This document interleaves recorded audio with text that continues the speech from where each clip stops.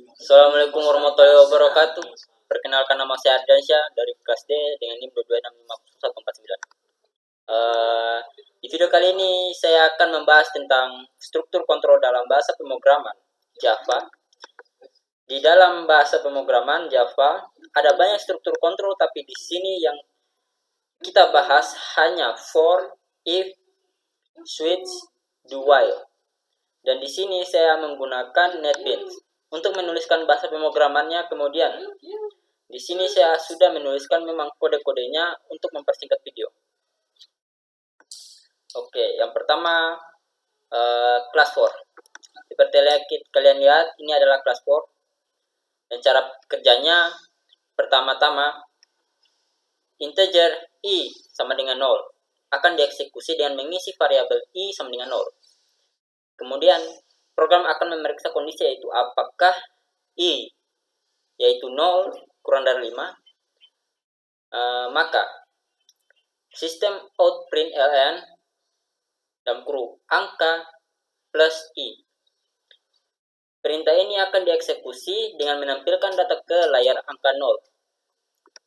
Kemudian program akan melakukan proses increment dengan menambahkan nilai 1 pada variabel i. Kemudian program akan melakukan pemeriksaan kondisi, yaitu apakah i yaitu 1 kurang dari 5, maka perintah di dalamnya akan dieksekusi lagi dengan menampilkan data angka 1. Begitupun juga seterusnya, sehingga data yang ditampilkan akan seperti ini. Ya.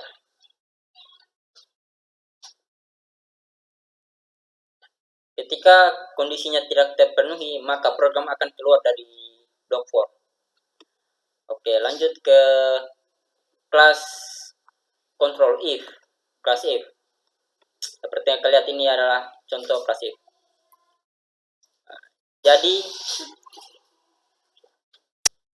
di sini integer nilai sama dengan 0, sama dengan 70.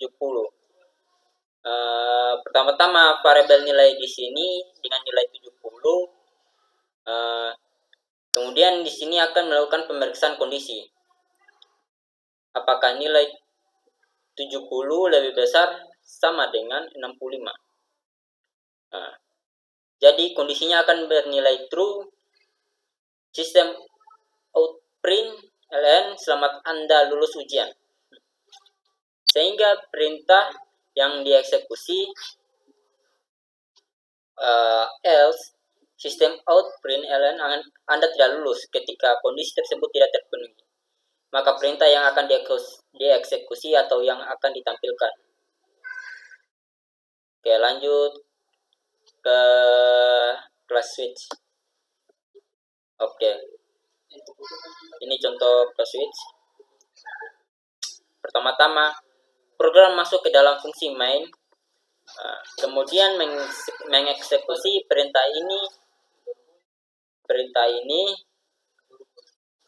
guna untuk menampilkan high ke layar. Kemudian akan mengeksekusi perintah ini. Di perintah ini terdapat proses input, yaitu memasukkan nilai 1 ke dalam variabel nilai bertipe int atau integer. Kemudian program akan masuk block switch untuk memeriksa kondisi. Di sini kondisinya kita gunakan variabel nilai yang nilainya sama dengan 1. Yang ini. Kemudian program akan mengeksekusi case 0. Program akan memeriksa apakah case pertama sistem out print ln Anda memilih 0, maka perintah ini tidak akan dieksekusi. Kemudian program akan memeriksa case kedua, yang ini, yaitu case 1. Karena case kedua ini nilainya sama dengan kondisi yaitu nilai 1.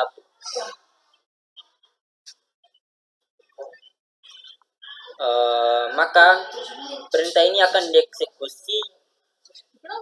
Setelah itu program akan keluar dari block switch. Oke.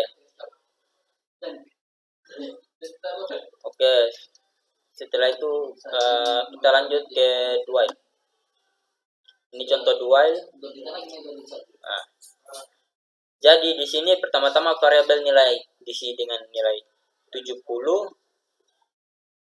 Kemudian diisi dengan di sini akan melakukan pemeriksaan kondisi. Apakah nilai 70 lebih besar sama dengan 65? Maka ya. Jadi kondisinya akan dinilai true. Sehingga perintah yang dieksekusi